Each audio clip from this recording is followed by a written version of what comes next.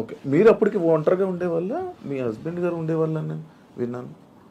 లేదు, పాలిటిక్స్కి వచ్చిన తర్వాత కొద్ది రోజుల తర్వాత ఈ డిస్టర్బెన్సెస్ వల్ల నేను కొంచెం ఒంటరిగా ఉండడం జరిగింది. ఓకే. ఈయన గురించి ఒంటరిగా ఉండడం స్టార్ట్ చేశారు లేకపోతే లేదు, ఆవిడ వలన నేను నా ఫ్యామిలీకి దూరమే ఒంటరిగా ఉండటం జరిగింది. మీ ఎక్స్ హస్బెండ్తో నేను ప్రాబ్లమ్స్ ఏం లేవా మీకు? ప్రాబ్లమ్స్ అంటూ పెద్దగా లేవు, కానీ డిస్టర్బెన్సెస్ అంటూ ఉన్నాయి. అంటే తను ఎప్పుడు ఫారెన్లోనే ఉంటారు, తను ఎప్పుడు ఇండియాకి రావడానికి ఇష్టపడేవారు కాదు. నాకు ఫారెన్కి వెళ్ళడం ఇష్టం లేదు, నాకు ఎప్పుడు ఇండియాలో ఉండటం ఇష్టం. సో మేము ఎంత రిక్వెస్ట్ చేసినా వచ్చేవాళ్ళు కాదు. ఫ్యామిలీకి ప్రిఫరెన్స్ కంటే తను ఎక్కువ మనీకి ప్రిఫరెన్స్ ఇచ్చేవాళ్ళు. మేము చాలాసార్లు అడిగాం, ఇలా నాకు లోన్లీగా ఉండడం ఇష్టం లేదు, మీరు వచ్చి ఫ్యామిలీతోనే ఉండండి అని. తను ఒప్పుకునే వాళ్ళు కాదు. సో అలా మా మధ్యన డిస్టర్బెన్సెస్ పెరిగాయి. వాని వల్ల ఇంకొంచెం పెరిగి ఇంక సెపరేట్ అవుదామని నిర్ణయించుకున్నాం. ఓకే. మీ ఇద్దరు కలవడానికి రీజన్ ఎవరు, అసలు ముఖ్య కారణం ఎవరు? అంటే మీ ఇద్దరు పరిస్థితులు ప్రభావాలు అవసరం. పరిస్థితులు ప్రేమ కాదా? ప్రేమ కూడా పరిస్థితుల వల్ల మేము కలిసిన తర్వాత మా మధ్యలో ప్రేమ మొదలైంది. ఓకే. ఆ ప్రేమ కోస్తే ఎక్కువైంది. పలాసలో నేను ఉండేటప్పుడు ఎలా పోతే నాకెందుకు, నా కుటుంబ రాజకీయాల్లో తీసుకెళ్లి నన్ను స్పాయిల్ చేశారు, నా క్యారెక్టర్ అసాసినేషన్ చేశారని వాళ్ళ ఇంట్లో తను ఉండిపోవచ్చు, లేకపోతే తను నిర్ణయం తీసుకోవచ్చు. అవును. ఇంకా నన్ను పాపం ఒంటరిని చేస్తారు, ఆయన వెళ్ళి పలాసలో ఉన్నాడు, ఎలా భోజనం చేస్తున్నాడు, ఎక్కడికి వెళ్తున్నాడు, ఆయన కార్లు ఏంటి, ఆయన మనుషులు ఏంటి, ఆయన ఎక్కడ ఉండాలి, ఇవన్నీ చూడవలసిన అవసరం తనకేంటి? ఏంటి అవసరం? నాకేమైనా ఆస్తులు ఉన్నాయా, అంతస్తులు ఉన్నాయా, లేకపోతే పవర్ ఉందా, లేకపోతే ఏముందని చెయ్యాలి. కానీ అక్కడ ఏంటంటే ఒక తోటి మనిషిగా అభిమానం చూపించింది తను. నేను ఇబ్బందుల్లో ఉండేటప్పుడు నా కోసం ఇంత బాధ్యత వహించినటువంటి అమ్మాయిగా, తను నష్టపోతూ నా కోసం నిలబడినటువంటి అమ్మాయిగా నాకు కూడా ఒక ఏ ప్రేమనైతే కోల్పోయినాను జీవితంలో, ఆ ప్రేమ నేను ఆమె దగ్గర పొందాను. సో ఇది నేను అనుకుంటాను గత జన్మ సుకృతం. ఏది కూడా ఊరికే రాదు, జన్మజన్మల అనుబంధం, అది కంటిన్యూషన్ వస్తుంది. గత జన్మలో అక్కడ తాగింది, ఇప్పుడు ఇక్కడతో కంటిన్యూ అవుతుంది. అని మీరు గత జన్మలో కూడా మనిషిగా వచ్చారంటారా? ఇప్పుడు రెండు ఉంటాయి సార్. కృష్ణ పరమాత్ముడు చెప్పినట్టు కర్మ సిద్ధాంతం ఒకటి ఉంటుంది. ABCD గత జన్మలో నేర్చుకున్నాం అనుకోండి, EFGHL ఎక్కడి నుంచి స్టార్ట్ చేస్తాం. అంటే ఈ నుంచి ఎలా స్టార్ట్ చేస్తామంటే ABCD గత జన్మలో నేర్చుకున్నటువంటి ఆ కంటిన్యూషన్ అనేది ఈ జన్మకు ఉంటుంది అన్నది ఖచ్చితంగా గత జన్మ సుకృతాలు, గత జన్మ వ్యవహారాలే ఈ జన్మ కొనసాగింపుగా ఉంటాయని కృష్ణ పరమాత్ముడు చెప్పింది, గీతలో కూడా చెప్పినటువంటిది. అది ఒకవైపు నమ్మితే అది నిజం.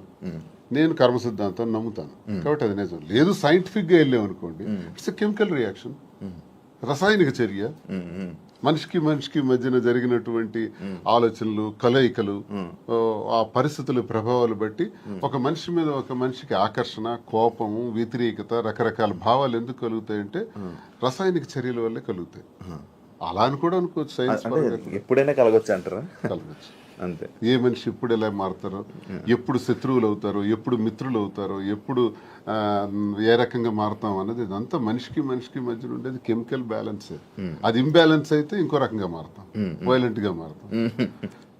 సైన్స్ ప్రకారం. లేదు కర్మ సిద్ధాంతం ప్రకారం వెళ్తే గత జన్మ సుకృతం. ఏదనుకున్నా మాది కెమిస్ట్రీ పరంగా చూసుకుంటే, సైన్స్ ప్రకారం చూసుకుంటే రసాయనిక చర్య, లేదు కర్మ సిద్ధాంతం ప్రకారం చూసుకుంటే గత జన్మ సుకృతం. ఓకే. మాధురి గారు, మీరు ఇద్దరు కలిసి ఉండడం స్టార్ట్ చేశాక మీలో ఉన్న మార్పులు ఏం చూసారు మీ జర్నీ? అంటే ఏ ఒంటరితనంతో నేను బాధపడ్డాను, ఏ ప్రేమ తక్కువై నేను సఫర్ అయ్యాను. మీకు కూడా ప్రేమ తక్కువైంది ఇంట్లో? మరి ఇద్దరు వేరే వేరేగా, ఒకరు ఫారెన్ లో ఒకరు ఇండియాలో ఉంటే ప్రేమ తక్కువ ఓకే ఉంటుంది. వైఫ్ అండ్ హస్బెండ్ అంటే దగ్గరగా ఉంటాయి కదా బాండ్ అనేది. లాంగ్ డిస్టెన్స్ లవ్ స్టోరీస్ అని ఇప్పుడు రీసెంట్ గా బాగా వైరల్. నాకు అలాంటివి నచ్చవు. కొంతమంది ఒక్కొక్క స్టోరీస్ నచ్చుతారు, మీకు లాంగ్ డిస్టెన్స్ స్టోరీస్ నచ్చవు. స్టోరీ లేదు. నాకు మాత్రం నా పక్కనే హస్బెండ్ ఉండాలనే ఫీలింగ్ తో ఉన్న అమ్మాయి నేనైతే మొదటి నుంచి ఉన్నాను. సో నాకు ఎవరైతే నేను శ్రీనివాస్ గారితో నా లైఫ్ స్టార్ట్ చేశానో, నా జర్నీ, అప్పటి నుంచి నాకు హ్యాపీనెస్ కానీ, మీరు అన్నట్టు నా ఒంటరితనం పోయి నాకు అంటూ ఒక తోడు దొరికింది, హ్యాపీగా ఉన్నాను. నన్ను వదిలే ఏ రోజు కూడా ఎక్కడికి ఇంతవరకు ఈ 4 yearsలో ఎప్పుడు ఎక్కడికి పోలేదు, ఎప్పుడు నాతోనే ఉంటారు. ఎక్కడికి వెళ్ళినా ఇద్దరం కలిసే ట్రావెల్ చేస్తాం, ఏ పనైనా ఇద్దరం కలిసే చేస్తాం. ఈవెన్ ఎలక్షన్ క్యాంపెయిన్ కానీ ఎక్కడికి వెళ్ళాలని అన్ని ఇద్దరం కలిసే చేస్తాం. నాకు చాలా హ్యాపీగా ఉంది. నేను కోరుకున్న జీవితం నాకు దొరికినట్టు అనిపిస్తుంది. మీ ఇద్దరి మధ్యన హ్యాపీగా ఉండొచ్చు, కానీ సొసైటీ కానీ, లేకపోతే మిమ్మల్ని నమ్మి ఓట్లు వేయడానికి కానీ, లేకపోతే ఎవరైతే జనాలు ఉన్నారో వాళ్ళ మాటలను మీరు పట్టించుకుంటారా? సొసైటీకి మా వల్ల వచ్చిన ఇబ్బంది ఏంటి నాకు అర్థం కాదు. అంటే మీరు ఏం చూపిద్దామని అనుకుంటున్నారు? ఏం చూపిద్దాం? ఒక హస్బెండ్ తో డిఫరెంట్ ఒక అమ్మాయి, ఒక వైఫ్ తో డిఫరెంట్ అబ్బాయి కలిసి ఇంకొక పెళ్లి చేసుకుంటున్నాం. దానికి ఇంకేం చూపించాలనుకుంటున్నారు ఎవరైనా? దీంట్లో ఏం చూపిద్దాం అని మీరు అనుకుంటున్నారు? ఎందుకు మీరు అందరికీ మీకు ఇది నెగిటివ్ కనిపిస్తోంది? నాకు నా హస్బెండ్ తో డిఫరెన్సెస్ ఉన్నాయి, ఇతనికి ఈమె వైఫ్ తో డిఫరెన్సెస్ ఉన్నాయి. సో మా ఇద్దరం కలిపి ఒకటే అయ్యాం. దానిలో తప్పు ఉంది. ఎంతమంది సెకండ్ మ్యారేజ్ చేసుకోవట్లేదు, 3-4 పెళ్లిళ్ళు చేసుకుంటున్నారు. మేము 2వ పెళ్లి చేసుకున్నాం.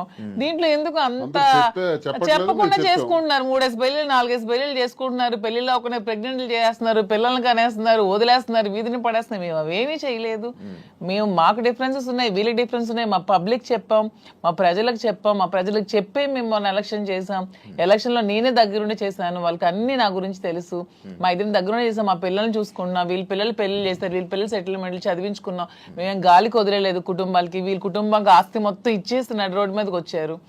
నేను నా తల్లిదండ్రుల ఆస్తితో నేను ఉన్నాను. నేను హస్బెండ్ నుంచి ఇంతవరకు నేను 1 రూపాయి కూడా నేను తీసుకోలేదు ఇంతవరకు. నేను నా పిల్లలు కానీ నాకు కానీ నా పేరెంట్స్ నాకు ఏమైతే నాకు ఆస్తి నాకు వచ్చిందో ఆ యాన్సిస్ట్రల్ ప్రాపర్టీస్ మాత్రమే నేను నాకుతో పెట్టుకున్నాను. మీ ఎవరికి మేము ఏం బాధ పట్టుకున్నా, ఎవరికి ఎందుకు మేమేం దీనివల్ల ఎవరై సఫర్ అయ్యేది ఏముంది? తిరిగి పైగా మా కార్యకర్తలు మా ప్రజలు మీరు వచ్చి మైక్ పెట్టండి చాలా చాలా హ్యాపీగా ఉన్నారు. ఎందుకంటే శ్రీనివాస్ గారి ఇంటికి వెళ్ళినప్పుడు ఏదైతే వాళ్ళకి లోటు ఉండేదో, అంటే వాణి సరిగ్గా చూసుకునేది కాదు, ఈవెన్ మంచినీళ్ళు కూడా ఇచ్చేది కాదు. హస్బెండ్కే చూడదు ఆమె, ప్రజలకి ఏం చూస్తుంది?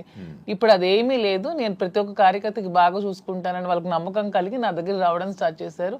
నాతో ట్రావెల్ చేస్తున్నారు, నన్ను అభిమానిస్తున్నారు, ఆదరిస్తున్నారు, నన్ను అమ్మలాగా చూసుకుంటున్నారు అందరూ కూడా. ఇప్పుడు 22లో ఈ గొడవ స్టార్ట్ అయింది. 24లో నేను ఎమ్మెల్యే పోటీ చేశాను. నా మీద పోటీ చేసి గెలిచినటువంటి అచ్చెన్నాయుడు రాష్ట్ర తెలుగుదేశం పార్టీ అధ్యక్షుడు ఎన్నికల ముందు ఏం చెప్పాడు? రాష్ట్రంలో హైయెస్ట్ మెజారిటీ నాదే, అబౌట్ 70,000 ఓట్స్ అన్నాడు. నిజానికి కూటమి ప్రభుత్వంలో ఎవడు నామినేషన్ వేసినా 40,000, 50,000, 60,000తో గెలిచారు. మా జిల్లాలోనే 4 ఎమ్మెల్యేలు కొత్తోళ్ళు, మొక్కం తెలియనోళ్ళు కూడా, ధర్మాన ప్రసాద్ లాంటి వ్యక్తి మీద కూడా 3 రోజుల ముందు వచ్చి నామినేషన్ వేసి 54,000 మెజార్టీతో గెలిచాడు. మరి అచ్చెన్నాయుడు ఎంతతో గెలవాలి? కనీసం 70తో గెలవాలి కదా. 30, నా 73,000 ఓట్లు. ఇవన్నీ తెలిసి ప్రజలు నాకెందుకు ఇంకా నైతికంగా బలంగానే ఉంచారు. నైతికంగా అచ్చెన్నాయుడు ఓడిపోయినట్టే. కిందోళ్ళందరికి ఒక్క 15 రోజుల ముందు వచ్చిన వాళ్ళందరికి కూడా 40,000, 50,000 మెజారిటీలు వచ్చి నీకేం 30,000? అంటే ప్రజలే 1,000 వ్యతిరేకించుంటే అచ్చెన్నాయుడికి 70,000 రావాలి కదా. ఇంత వేవ్ లో కూడా అచ్చెన్నాయుడు అతి తక్కువ ఓట్ల తేడాతో గెలిచాడు కదా. సో నేను గతసారి ఎంపీకి పోయినా 3,100 తేడా నాది. వాళ్ళకి మాకు ఎప్పుడు వెరీ లెస్ మార్జిన్, 3,000, 3,500. సో మాకు ప్రజలు బుద్ధి చెప్పాలంటే ఓట్లతోనే చెప్పేవాళ్ళు కదా. వీడు ఇలాంటోడు సంఘ వ్యతిరేకమైన పని చేసాడు, కొట్టండి అనుకుంటే నాకు 20-30,000 ఓట్లకి కుదించేసి ఆయనకు 1,00,000 మెజారిటీ ఇవ్వచ్చు. అది జరగల ఇంత వేవ్ లో కూడా. అదే మాకు ప్రజల్లో. అయినా పర్సనల్ లైఫ్ ని ప్రైవేట్ లైఫ్ కి ఏంటి సంబంధం అండి? ఇది మా ఫ్యామిలీస్ మధ్యలో ఉన్న డిస్టర్బెన్సెస్ తో మేము ఒకటే. పర్సనల్ లైఫ్ ప్రైవేట్ రహస్యంగా ఉంటూ అబద్ధాలు ఎవడైతే ఆడతాడో వాడు దొంగ. పర్సనల్ లైఫ్ ను ఓపెన్ గా తెరచిన పుస్తకంలో జనం ముందు చెప్పేస్తే దొంగలు ఎలా అవుతాము? వాస్తవం చెప్పిన వాళ్ళు అవుతాం. ప్రజలే గుర్తించారు, ప్రజలే గౌరవిస్తున్నారు. ఈ రోజు మాకున్న గౌరవం పెరిగింది సమాజంలో. ప్రతి ఒక్కళ్ళు ఎక్కడ చూసినా సార్ ఒక సెల్ఫీ అంటారు. కార్లను ఓవర్టేక్ చేసుకుని స్పీడ్ గా వచ్చి ఫోటో కావాలని అడుగుతున్నారు. డాక్టర్స్, ఇంజనీర్లు, పెద్ద పెద్ద ఎంప్లాయీస్, ఉన్నత స్థాయి వాళ్ళు, పోలీస్ ఆఫీసర్స్, పెద్ద పెద్దోళ్ళు కూడా. ఒక పెద్ద ఆఫీసర్ అయితే మొన్న చేయి తీసుకొని గుండె మీద పెట్టుకుని పెద్దగా ఊపిరి తీసాడు.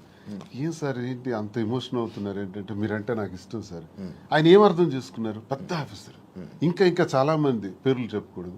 వాళ్ళు ఏం అర్థం చేసుకున్నారు? ప్రతి ఒక్క జీవితంలో కూడా కథ ఉంది. ఆ కథ చాలా మంది చెప్పలేక భరిస్తున్నారు. మేము చెప్తాం. ఇప్పుడు మీరు ఇన్స్పిరేషన్ అంటారు, చాలా మందికి ఇన్స్పిరేషన్. ఆవేశం ఎలా వస్తుంది? వాళ్ళ కళ్ళల్లో ఆర్ద్రత ఎలా వచ్చింది? ఆ సంతోషం ఎలా వచ్చింది? 1,600 ఉన్నటువంటి యూట్యూబ్ మా ఫాలోవర్స్ ఈ రోజు 1,00,000 దాటారు. 1,45,00,000 వ్యూవర్షిప్ ఎలా వచ్చింది? ఇదంతా ఎక్కడి నుంచి వచ్చింది? అభిమానంతో వస్తుంది. అభిమానమా కాంట్రవర్సీ అంటారు? కాంట్రవర్సీ ఎందుకు రావాలంతా? ఫాలో అప్ చేయాలి. న్యూస్ కదా, లేటెస్ట్ న్యూస్ కదా, లేటెస్ట్ రెండు ఉంటాయి. ప్రతి ఒక్కరికి 2 ఉంటాయండి. ఎవరికైనా సరే 2 కోణాలు ఉంటాయి. ఏ మనిషికైనా సరే విమర్శలు ఉంటాయి, పొగడ్తలు ఉంటాయి, 2 ఉంటాయి. అవన్నీ బ్యాలెన్స్ చేసుకుని వెళ్తేనే జీవితం. రావణుణ్ణి మెచ్చింది ప్రజలే, రాముణ్ణి మెచ్చింది ప్రజలే. రెండు ప్రజలు మీకు రావణుడు ఇష్టం ఉండొచ్చు, నాకు రావణాసుడు అంటే ఇష్టం. ఎవరి లైఫ్ స్టైల్ వాళ్ళది. నాకు రావణాసుడు హీరో, నేను హీరోగా చూస్తాను. సార్ రాముడు అంటే హీరో, అది ఎవరి ఇష్టం వాళ్ళది. మీరు ఆయన ఎలా చూస్తున్నారు? రాముడు అనుకుంటున్నారు, రావణాసుడు అనుకుంటున్నారు? నేను డిఎస్ఏ అనుకున్నాను. డిఎస్ కి ఒక బ్రాండ్ ఉంది, దువ్వాడ శ్రీనివాస్ అంటే ఒక బ్రాండ్, ఎవరితో కంపేర్ చేయను. ఈ స్పెషల్ అంటే.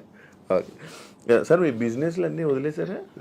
వదిలేదు, అన్ని లాగేసుకున్నారు. మేమేం బిజినెస్ వదిలేదు. మైన్స్ నాది 25 years నుంచి మైన్స్ కంపెనీ. ఎప్పుడు మైన్స్ ప్రపంచ స్థాయిలో కూడా ఐకాన్ బ్రౌన్ గ్రానైట్ ఓనర్ గా మంచి పేరు ప్రఖ్యాతులు సంపాదించాం. మైన్స్ లో బాగా పీక్స్ కి వెళ్ళాను. ఈ గవర్నమెంట్స్ లో గవర్నమెంట్ ఉంటే ఒకలాగా, లేకపోతే రిజల్ట్ రోజు ఈవినింగ్ లాగేసుకున్నాం. 4వ తారీఖు ఎన్నికల ఫలితాలు వచ్చాయంటే ఆ సాయంత్రం కల్లా నా మైన్ ఒక్క సందని కొట్టి పంపించేశారు. ఈ రోజు వరకు పర్మిట్స్ ఇవ్వట్లా. 61 కోట్ల లాస్ సడన్ గా గవర్నమెంట్ రావటం వల్ల కూటమి ప్రభుత్వంలో అచ్చెన్నాయుడు వీళ్ళు టార్గెట్ పెట్టారు. సరే ఇవన్నీ చేస్తుంటారు వాళ్ళు, భరిస్తారు. శ్రీను గారు అంత మైనింగ్ కంపెనీలు అలాంటి పెద్ద పెద్ద బిజినెస్లు చేసిన మీరు ఇప్పుడు రీసెంట్గా చీరలు బిజినెస్లోకి తీసుకొచ్చేసారని చెప్పి కామెంట్స్ తీసుకొచ్చి కామెంట్స్. దానికి బిజినెస్, సారీస్ బిజినెస్ కాదా? ఏదైనా బిజినెస్ ఏనండి, దానిలో కామెంట్ చేయడానికి ఏముంది? ఇప్పుడు శ్రీనివాస్ గారు ఎప్పుడు మైన్స్ బిజినెస్, తను ఫస్ట్ నుంచి కూడా. పర్లాకిమిడ్లో వరల్డ్ ఫేమస్ మెటీరియల్ తను అక్కడ ఉంది. పర్లాకిమిడ్లో తను క్వారీ చేశారు. ఆ క్వారీని కూడా ఇలా లిటిగేషన్స్ పెట్టి కేసులు పెట్టేసి ఇతను ఓడిపోగానే వాళ్ళ పార్టీ రాగానే టీడీపీ హయాంలో క్లోజ్ చేసేసారు. దాన్ని నిలదక్కుని పాపం మళ్ళీ కొత్తగా టెక్కల్లో స్టార్ట్ చేశారు. దాన్ని కూడా మొన్న రిజల్ట్ రోజు ఈవినింగే మొత్తం కూల్ చేశారు. కోర్టులో కాంట్రాక్ట్స్ వర్క్స్ చేశాం మేమిద్దరం, దాన్ని ఆపేశారు.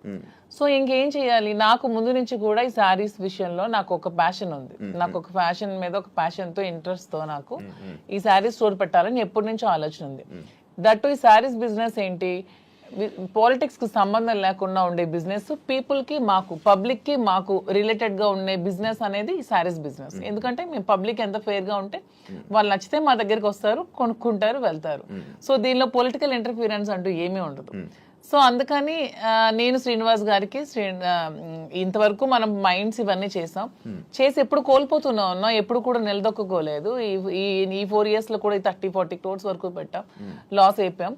మళ్ళీ ఇదే స్టార్ట్ చేసాం. మళ్ళీ నెక్స్ట్ టైం పార్టీ వస్తుందో రాదో, మళ్ళీ ఏమవుతుంది, పొలిటికల్ గా ఇబ్బంది పడుతున్నాం. కాబట్టి ఇదన్నిటికీ డిఫరెంట్ గా మనం తెలంగాణ అంటే ముందు నుంచి శ్రీనివాస్ గారికి నాకు హైదరాబాద్ మా ఫేవరెట్ ప్లేస్, మా ఇద్దరికి కూడా. హైదరాబాద్ ప్రజలు కూడా చాలా మంచి మనసున్న మనుషులు, ఎవరు వచ్చినా ఆదరిస్తారు. బ్రతకడానికి బ్రతుకు తెరునిస్తుంది హైదరాబాద్. అదొక చాలా పెద్ద ప్రపంచం హైదరాబాద్ అనేది, చాలా మందికి life నిస్తుంది. And for more videos, please subscribe to iDream. Please subscribe to iDream. Please subscribe iDream. And please subscribe to iDream. For more videos, subscribe to iDream. please like, share and subscribe to the channel. Congratulations, iDream. Subscribe to iDream. Subscribe to iDream. So subscribe to iDream Media. iDream ki iDream team andarki huge congratulations. Please subscribe iDream Media. Please subscribe to iDream. Subscribe iDream. Please subscribe to iDream. iDream అంటే నా కళల channel subscribe చేసుకున్న నోరు తిరుగుతలేదు, మీరైతే గంట గుర్తు కొట్టండి. For more such videos, please subscribe to iDream. Subscribe to iDream. Please subscribe to iDream. Please subscribe iDream Media. Please do subscribe to iDream. Please subscribe to iDream Media. For best entertainment and information, please subscribe iDream. And don't forget to subscribe to iDream.